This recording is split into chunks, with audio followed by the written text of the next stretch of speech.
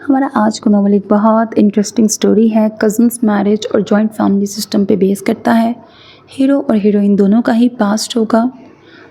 Hero किसी लड़की को मोहब्बत करता होता है अपनी स्टूडेंट लाइफ के ज़माने में, और वो लड़की बहुत कंजर्वेटिव फैमिली से बिलोंग करती है। इनके दरमियान कैसे दूरियां आएंगी, क्या होगा, वो आपको नॉवल सुन के पता लगेगा। इसी तरह एक लड़के को हीरोइन से बहुत शदीद किस्म की मोहब्बत हो जाती है जब वो आई गेस 17 ईयर्स की होती है। वो उनके मोहल्ले में रहता है, बड़ी ज़बरदस्ती वो मंगनी करता है, और फिर आगे कैसे ट्विस्ट एंड टर्न्स आते हैं, और फिर खुद ही मंगनी भी तोड़ देता है।